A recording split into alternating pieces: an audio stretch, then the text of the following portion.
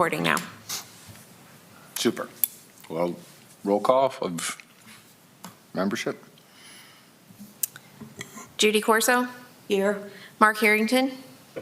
Joe Hayberger. Tim King. Richard Kuntz. Here. Carl Magucki. David Miller. Here. William Siemens. Here. Kevin Zier. Mike Zuloff. Here. Does everybody have the opportunity to review the minutes from January 9th? Motion to approve, Mr. Chair.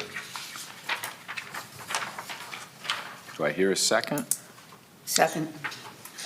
All in favor, say aye. Aye. Aye. Okay. New business?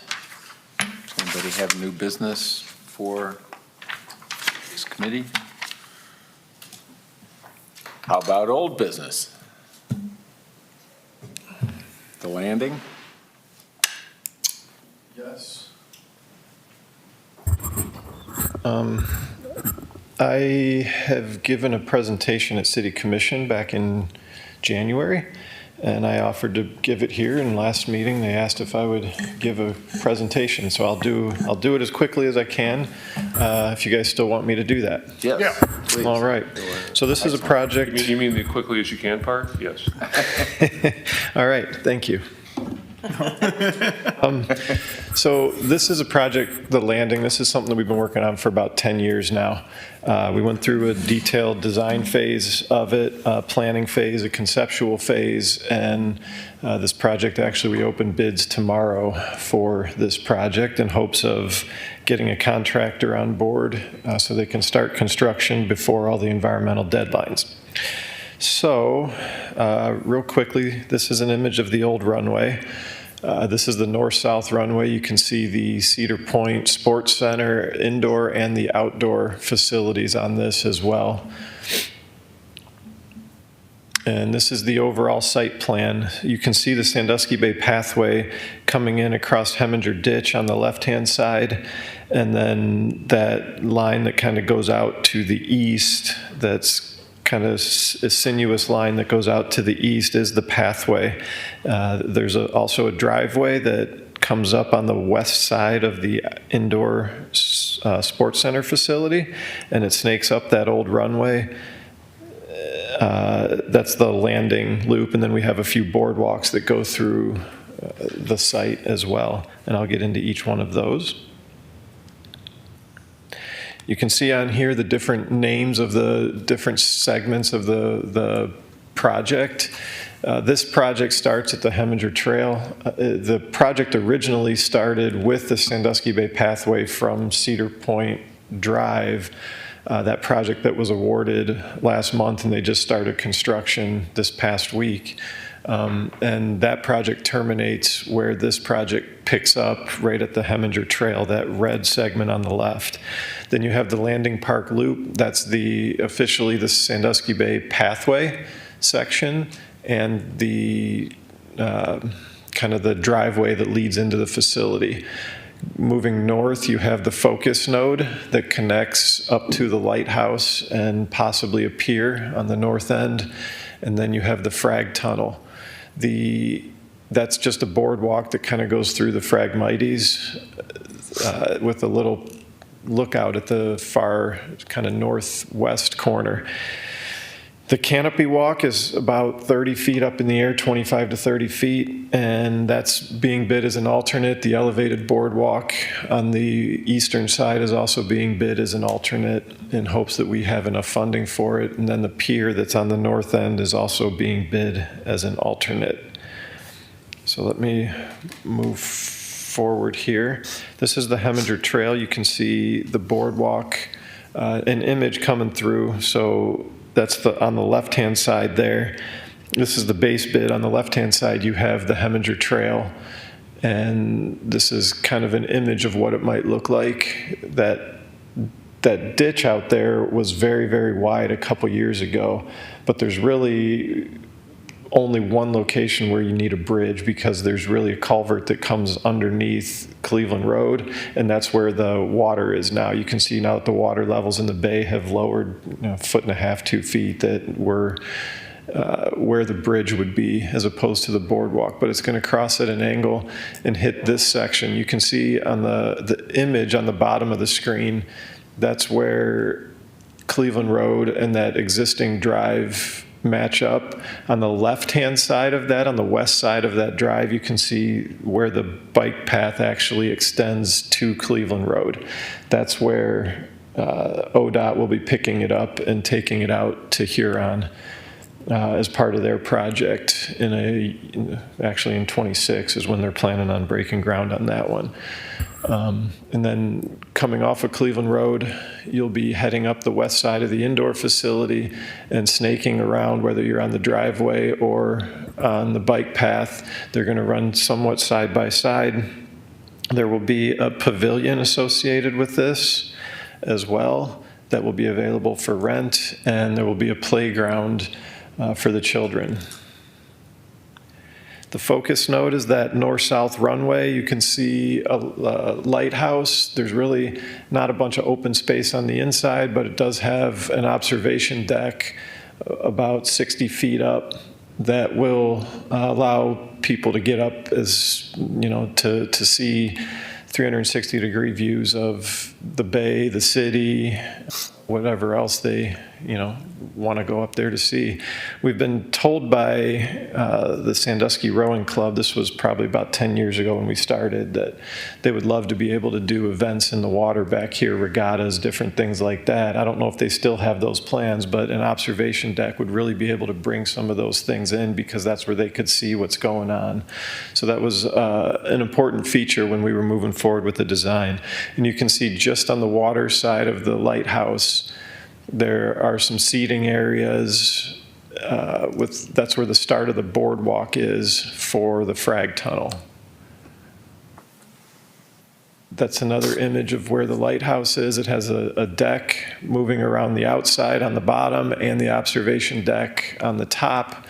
The pier that sticks out, that is, these images are from 2019, so we did not pay for new renderings, but you still get a good understanding. So that pier would look different, but we didn't make it wood. We made it more of a gabion basket type of a design, more for water flow and that type of stuff. It was more environmentally friendly and it was more cost effective as well.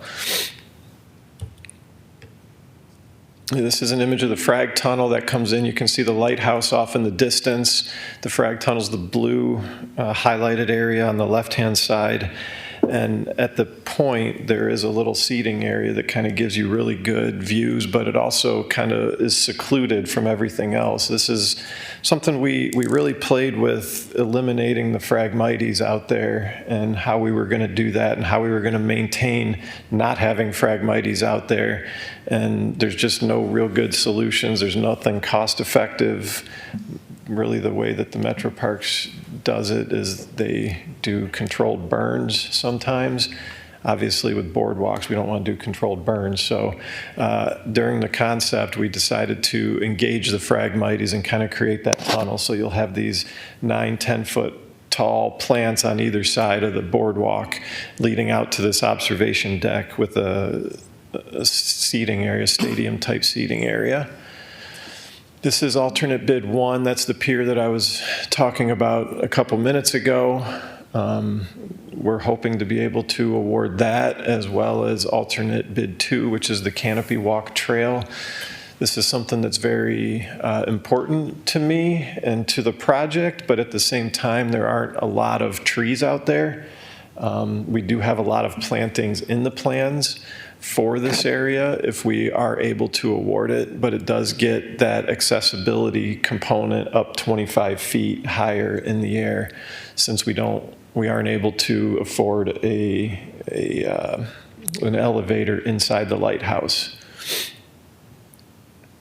And the last component on this is the elevated boardwalk, and this is This is something that it really connects along the waterfront. It's that western or that eastern connection of the project along the waterfront. If we can make this happen, if we can afford it for the project. You can see there's two other trails that kind of come off to the south. Those are both conceptual ideas. Again, these are back from 2018, 2019. I'd like to be able to connect one of those trails to ODOT's future bike path. I just think it would be a lot safer to have a route up into the park from the east rather than having to cross all those driveways with all that traffic and then go up into the park on the west-hand side. So that's not part of the project now, but there is a hope that we are able to afford that or able to add that to the project or bring that online at a future date. And again, this is the overall site plan. And that's all I have. So if there are any questions, I can go through these slides again. Yes. Just one. Are you planning on controlling the Phragmites so they don't get out of hand? No, that's not part of this project. Again, the Phragmites is something that, as part of this project, that area that was, when we were going through the environmental phase, the area that was seen as Phragmites, we decided to engage that area as well. We did have, during the Sandusky Bay Initiative, some efforts over where the elevated boardwalk is shown. We did have some efforts to figure out what we might be able to do in this area. And we have a lot of environmental steps through this area, but it's just a matter of finding funding to be able to do that. And that was supposed to control the Phragmites over there. It's just extremely expensive to do. My biggest hope is that the Phragmites doesn't take over Heminger Ditch, but there's not a lot you can do with that right now. They're known for that, so I just wondered. How effective have the Metro Parks been with their Phragmites? I don't Have know they been at all? I don't know the answer to that. I know when they do burn it, it won't come back for a while, but I'm not aware of too many effective techniques in controlling Phragmites right now. The trouble with Phragmites is I mean, you pretty much need scorched earth to do it. The museum over in Menor Marsh has had some success with it, and that's a huge issue. And the stuff seems to be associated with salt. So anywhere you have road salt, it seems we know. I don't know if anybody's proven this, but it seems to thrive where a little bit of road salt didn't take much. Like it needs it, right? And where there's an absence where it gets totally washed away, like there was a little Phragmites colony at the foot of LaSalle at Lions Park, at the outfall of the drain, the storm sewer. Road salt, right? Then the water came up, and of course flushed all the salt away, and magically the Phragmites disappeared. So this is a huge solid stand of Phragmites there, probably been, developing for a long time. And then you burn it and it clears out, but the rhizomes are still alive under the ground, right? So that it comes back. The best thing you can do in a pristine wetland that doesn't have any yet is very vigilant surveillance and getting rid of any bit of it that shows up, because it just multiplies like crazy if it's got what it needs Sounds like to it's grow. pretty well established. Oh yeah, this is In that solid, next and it's educational. It shows, it's a great education on an invasive species and what happens. You could even do a little demonstration on attempting to get rid of it, but people are stunned really that don't hike much. The impoundment in Huron, I estimated some of that stuff was like 15, 16 feet tall. It's just, we don't even know for sure if it's, if it's the native reed. Historically, we had reeds growing here. but this might be, an import, we don't know. So I think it's a cool idea to just kind of take the educational opportunity, because even smaller stands people have trouble getting rid of. So I think your assessment that it's just can't be done is correct. To that point, we do have 3 and possibly 4 educational signs that are going in the project.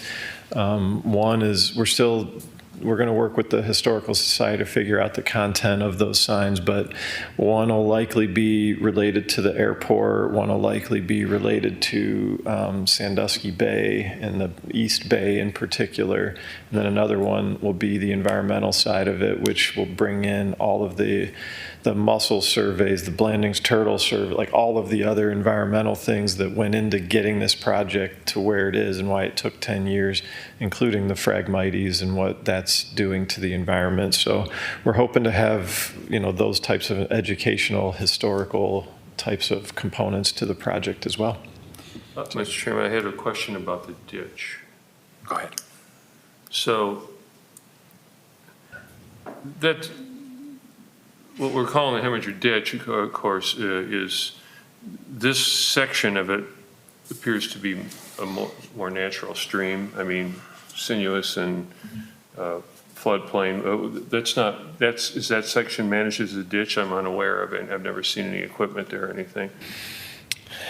So The reason I'm asking is that, are we going to allow for the eventuality that it's going to meander and we don't know where it's going to go, and make sure that it can go where it wants and not wind up with another constriction on the stream? Or yeah, we're not doing anything to control the channel of that. We have a bridge that spans it pretty far on either side, and then the boardwalk continues on either side of that. Sure. This ditch, it comes through a culvert, and it actually goes up into Perkins Township, and I know that it's been something that the Soil and Water District has had their eyes on, because there is quite a bit of sediment that comes through here from the farming and ag and those types of things. So this ditch, as far as any controls on it or anything like that, we have no interest in doing that. The biggest thing we want to make sure is that when the water levels got high in 19 and 20, that Cleveland Road was protected. So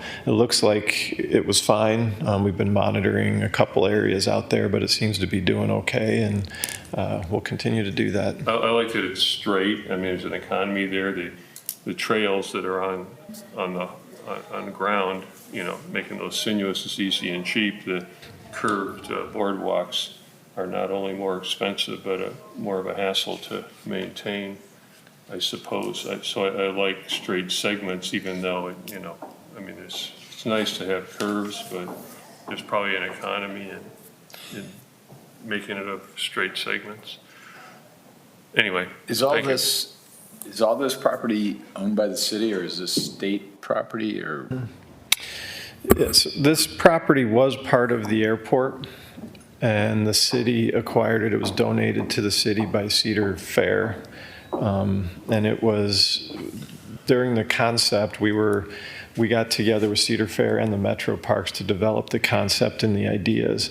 So there's an easement on the western side of the road, but on the eastern side of Heminger Ditch, that is owned by the Metro Parks, and they gave us easements for utilities and other things like that. There is one location, and it's kind of, I probably should have pointed it out earlier. You can see back in the distance, just to the right of the lighthouse, just to the southeast of the lighthouse, there are 3 roofs. There's a black, maybe a yellowish and a grayish roof on there. That property was retained by Cedar Fair, now Six Flags.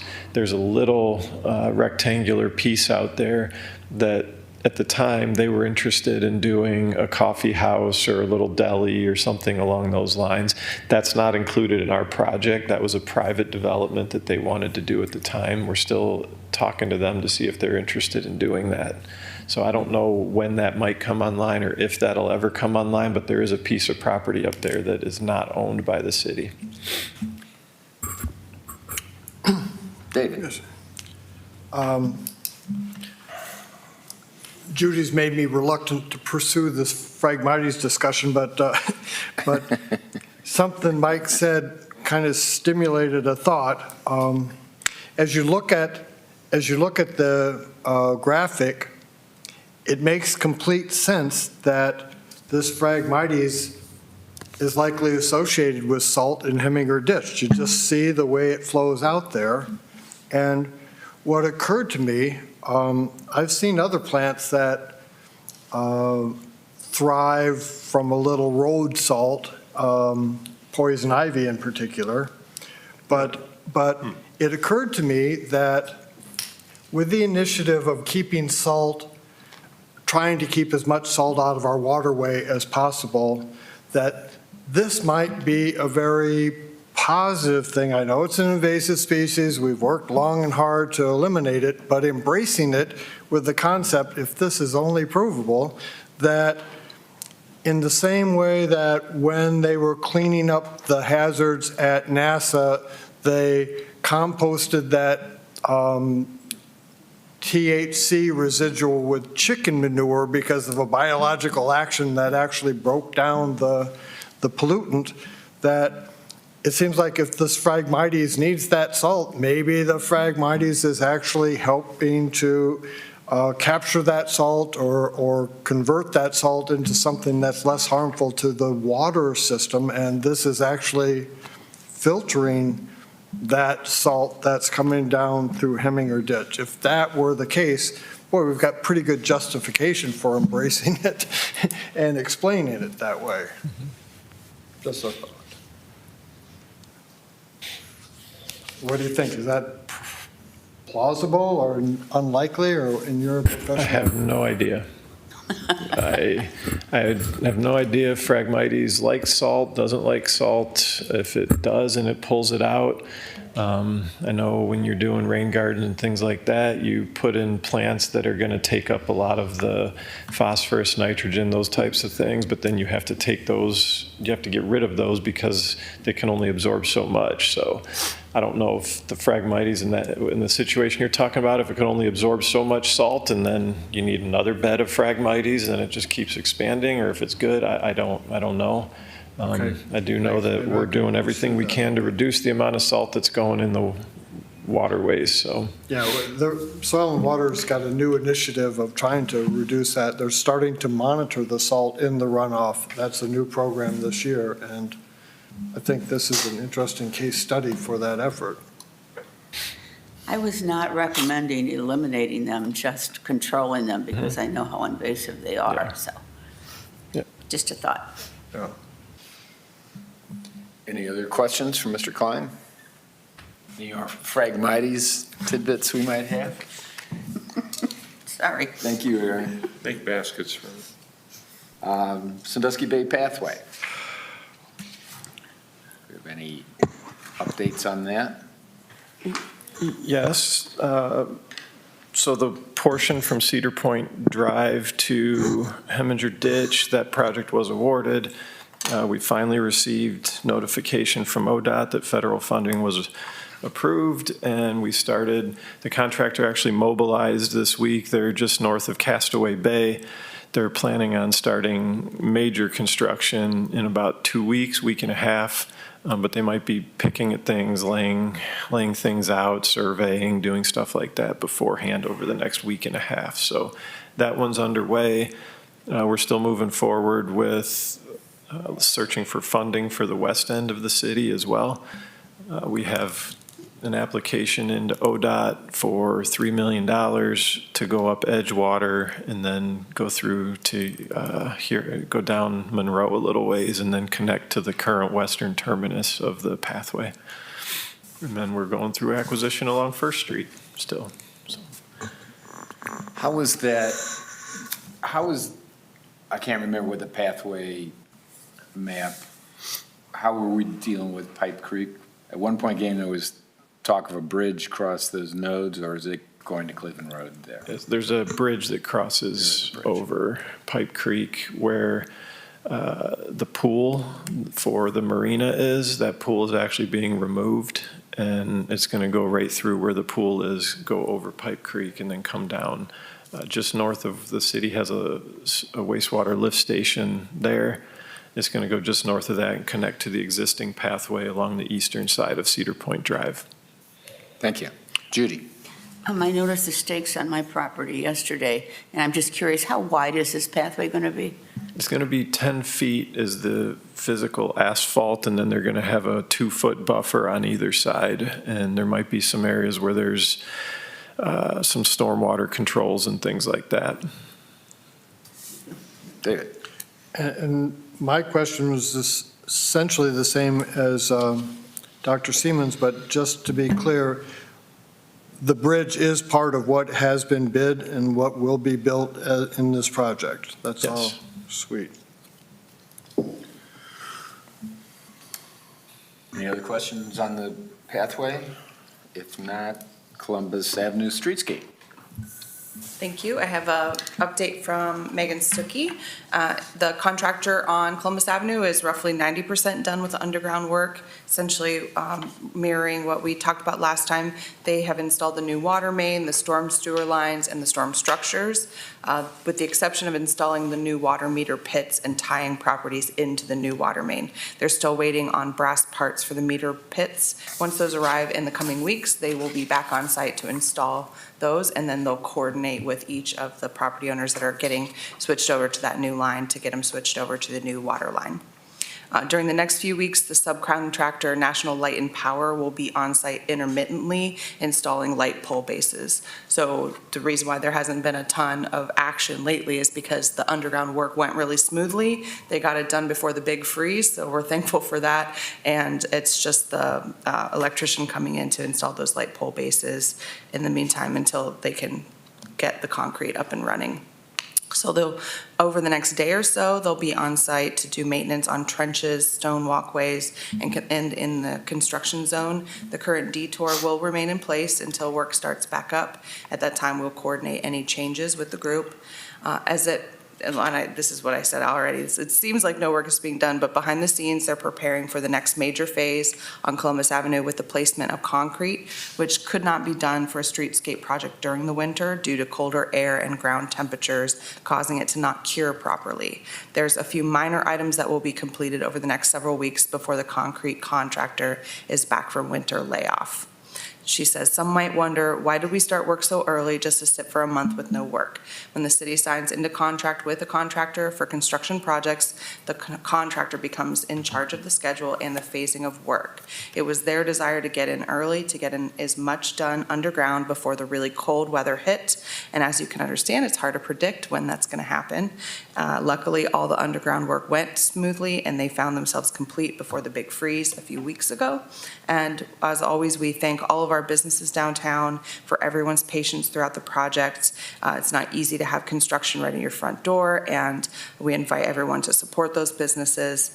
And if you have any questions or comments at all, don't hesitate to reach out. Again, this is part of the outreach that Megan is coordinating with stakeholders, and if anyone attending or listening would like to be on that stakeholder list, she can add your email to the outreach list.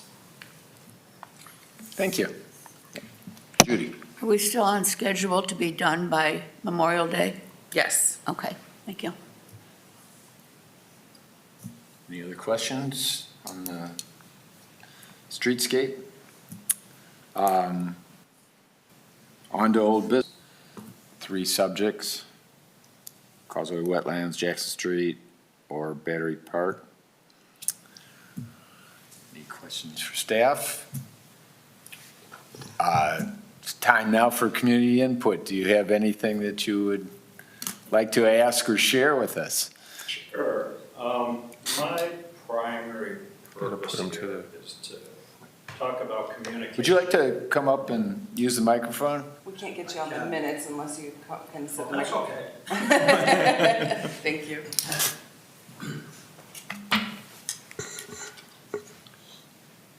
Need his name. Can you hear me now? Yeah, name and address if you don't mind. Kevin Shea, 300 East Water Street. My primary purpose of coming is communication. There is pretty much a lack of anything online about any of these subjects, with perhaps the exception of the Columbus Avenue thing. But you have to search and dig and read through all the city commission meeting minutes to see any pictures, any discussion, any activity of what's going on, when is it going to happen, what are the concepts, what do the drawings look like.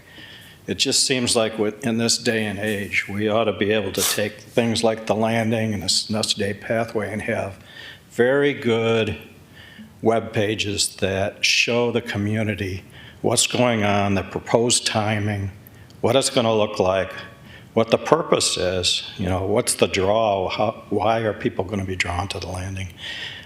There's just a lack of it. You have to dig and dig. You can look through some of the videos, you can look at some of the minutes of other committee meetings and things like that and find tidbits. Some you get via the Sandusky Register, but anything that you can go online and search is from 10 years ago, some of the drawings and things. And I know things have changed as far as for instance, the path of the Sandusky Bay pathway.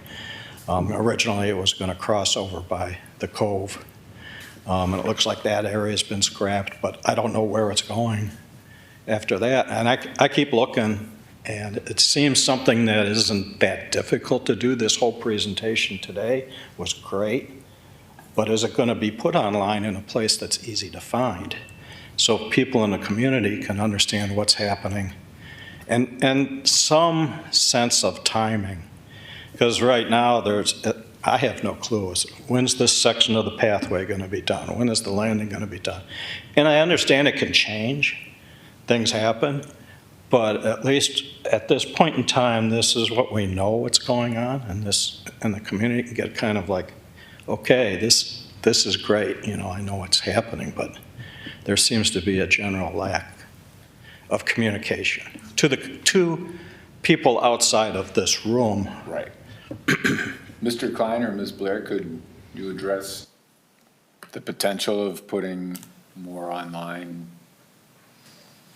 for the public on the city website? I will say that Tom Horstman is doing a really good job of updating the website. I know that the landing presentation I just gave, I'm pretty positive it is online already, or at least there are other presentation materials for that project online.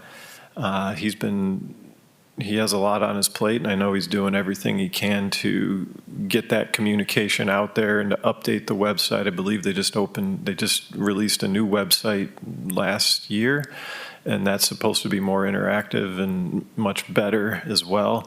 He's just working on getting all that content. We're working on a capital improvements plan that should come out probably around March timeline. That's a 5-year plan, and that kind of details all the timelines and everything else. But what I do know is that Tom listens to these meetings, takes everything to heart, so he does a really good job for us on the communication side of things, and he'll listen to that and he takes it constructive, and we'll move forward as time permits. Same thing with streetscape. Have drawings been presented or given to Tom to put on the? I believe there is a project page for the Columbus Avenue streetscape with the renderings, the images and everything. I know in some cases, in some projects, you create the rendering at a concept phase, but then funding or other challenges, site challenges come up, and then the image is no longer a great representation of the end product. So you don't want to show the image because then you don't want to deliver something that doesn't meet folks' expectations, so you end up with more narrative description, a diagram, an engineering drawing description. So we do as much as we can to make sure those images hold true and we can show them and use those to reflect projects. But yeah, I would agree with what Aaron said, is they spent a ton of time redoing the website, and having launched that are now working through their, list of things to communicate for each project. And thanks for bringing that question. Well, yeah, and some comments. This morning, before I came here, I searched the landing, I searched Sandusky Bay Pathway.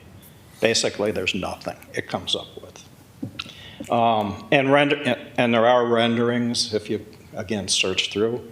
and the renderings don't really tell you that much. To me, drawings are more important than renderings, but I guess I'm an engineer, so that's why I'd rather see a drawing, but it just seems like it's difficult to find the information.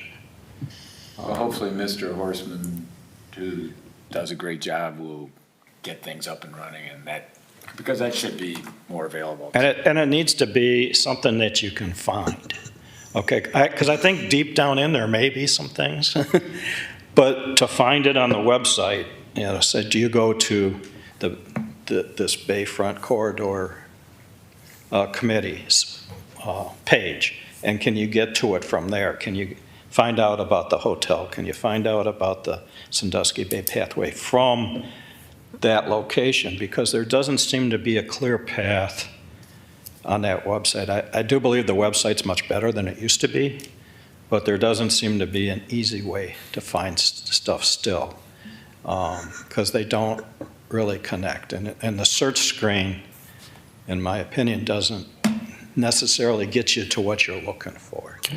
And then if I just do a global internet search on, for instance, Sandusky Bay Pathway, the only thing I find is a Sandusky Register article that was back from 8 years ago. So it's not very informative. So that's the big thing in my case. I say as well that the commission and the city manager went through an effort for a new strategic plan, and communication was definitely something that was in that strategic plan.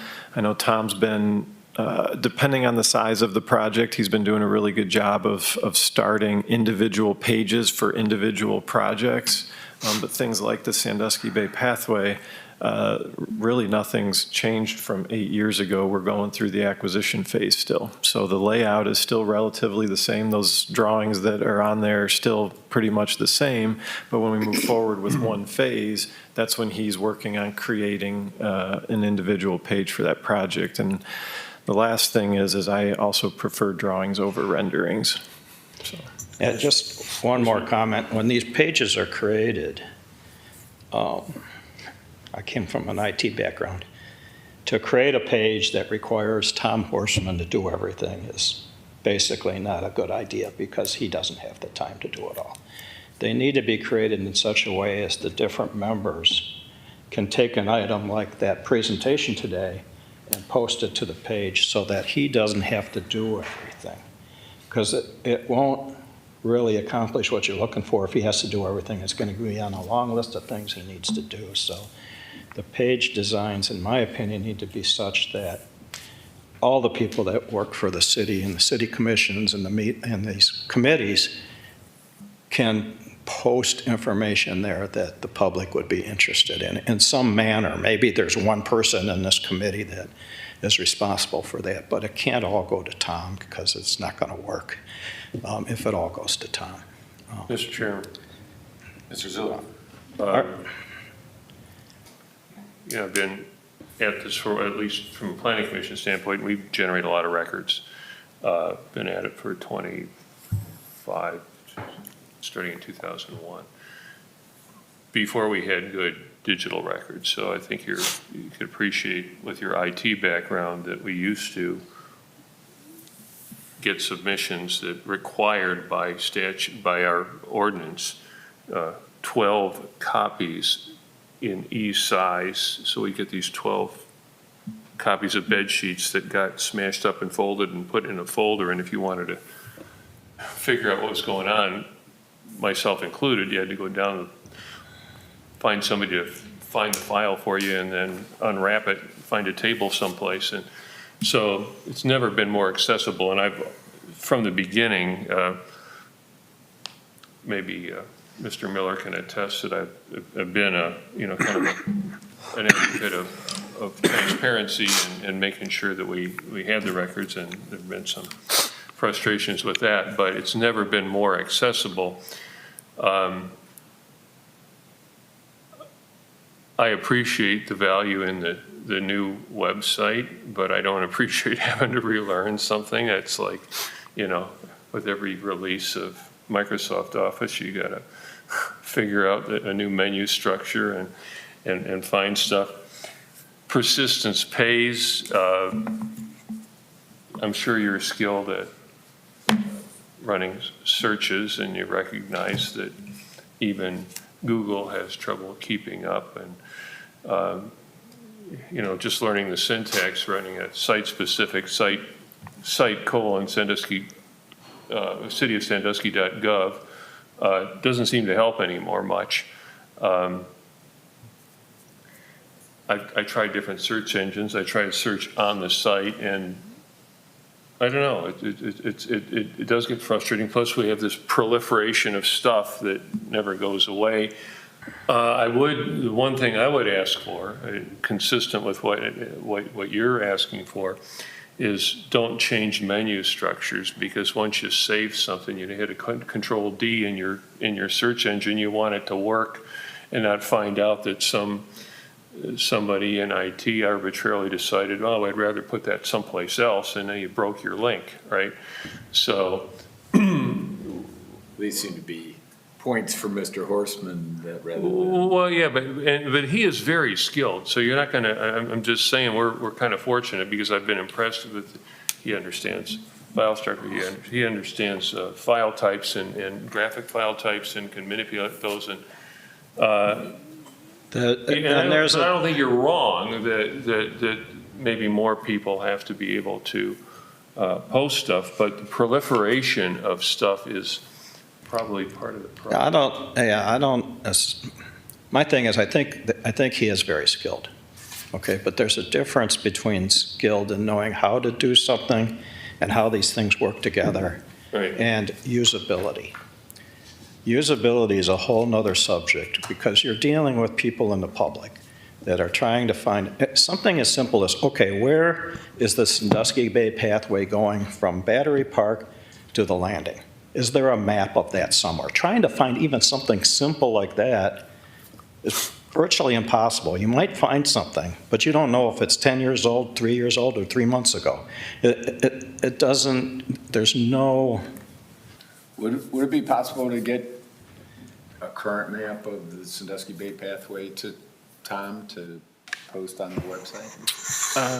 Yes, I believe it is on there, but we can certainly send a link out to where it is to make it easier to find.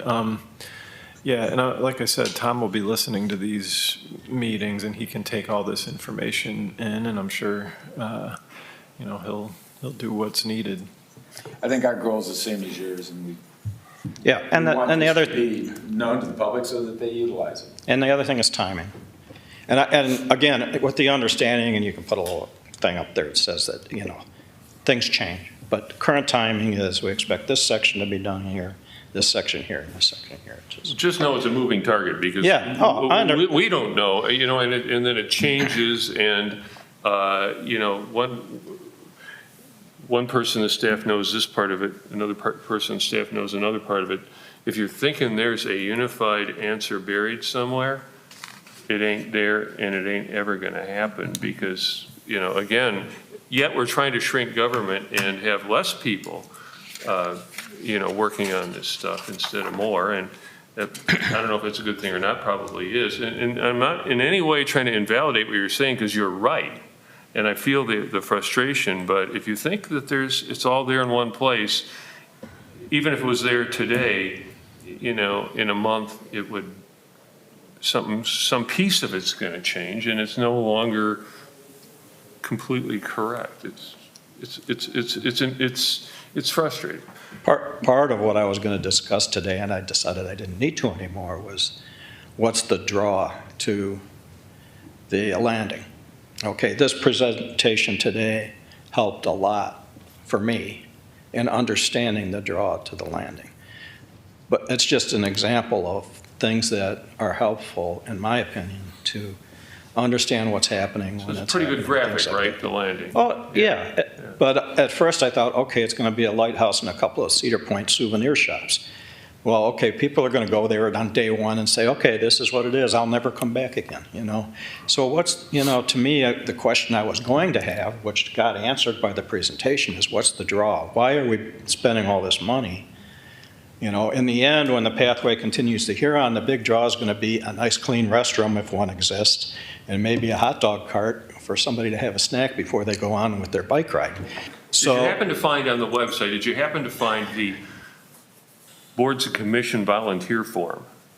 I encourage I've you to seen find that. It's not too hard to find, and all these people put in their time. We talked about that the other day. For no money, we don't get paid. Planning commissions don't get paid. All these boards and commissions Not all getting volunteer paid? their time. You're waiting for your paycheck? You thought it was just you, right? Anyway, there were no openings on this one. Seriously, you have a good head on your shoulders. You have some valuable experience, and I like the way you think. And I would strongly encourage you to find that volunteer form. It's supposed to be interactive online, I thought, but I tried it, it didn't work. No, it's there. I've seen it. Well, I had to fill it out and then print it out and PDF it printed as a PDF and email it in because I couldn't get that part to work, but I'm sure that'll be fixed soon too. But by all means, volunteer, please. 3 years Mr. ago, Chair. I volunteered Yes, for the sir. Landmark Commission and never Applications. heard anything back. Okay? Well, And now I have more interest in this, but there are no openings. The current website said there was openings in 3 of them. Yeah, I'm on. Not this particular one. persistence. You got to insert yourself. You're not going to get an engraved invitation. You got to inject Mr. yourself. Kuntz has a question, if you don't mind. Thank you for your comments. I really appreciate those comments. Actually, I agree with much of what you said as a communication guy, public relations guy. As I looked at the website, I see current projects, and it looks like there's some work that's about to be done, right? So that's why the point is well taken. So it looks like Mr. Horstman is thinking in that along those lines. And I picked up on something else you said about the ease of using certain aspects to put this on our website, right? I think I understand exactly what you mean. With technology being the way it is, we can decide what that is. That's actually easy to load, and we can get up whatever it is we think should be on that page, along with a tentative timeline, right? The tentative timeline, when this might be completed, that would be great. And also a brief explanation about what it means to the city. So I appreciate you stepping up and saying what you did, because I absolutely agree. So thank you. Mr. Kuntz is our liaison to the city commission, so good to have him here. Yeah, I saw that current projects right there, and I had to go check it. Dr. Kuntz ran, Dr. Kuntz won, and Dr. Kuntz has served in other elected offices, so he puts his time I called in. you Ms. He gets paid, though. No, that's okay. Judy. Hopefully, I think all this stuff that's going on is great. And I wasn't meaning to be overly critical, I just wanted to outline some areas where I'm having a tough time. Because I'm in favor of all these things that are being done. And I pretty much always have, and I live downtown, so I have a vested interest. But I want you to understand at the same time that I really like all these projects. I just want to We know more. we appreciate that. I forgot to ask, and I apologize, what's the timeline on the current bike path that started from Cedar Point Drive? Yeah, they're going to start construction here in a couple of weeks. They're going to go pretty quickly right out of the gate, but completion date for the project is November. Okay. And the reason is because some of the steel and some of the other components, the MSE walls, the bridge, those types of things are going to take a while. So you'll probably see some of the things finishing up more quickly, and then maybe a pause in construction while they're waiting on some other features. So the path in itself will probably be done first before the bridge, is that what you're saying? I don't have a schedule yet. I do have a preliminary schedule, but I don't have all those details. I only have like the next month. Okay, okay, thank you. Yes, sir. Just one question is, does the, because of what's going on with the federal government, do these funding discussions at the federal government, are they going to have any effect on any of these programs? If for instance, they are basically eliminated. We don't know. Mr. Klein? It depends on the program. Some of the programs are being put on hold. The pathway is not. The RAISE grant, we've been told, has been secured and still moving forward. And so ODOT gave us that approval to continue. Thank you. I guess we'll find out. Hook or crook. Anything else to come before this committee this morning? If not, I'd entertain a motion to adjourn. Motion to adjourn? Second. I don't think we'll get any nays on that.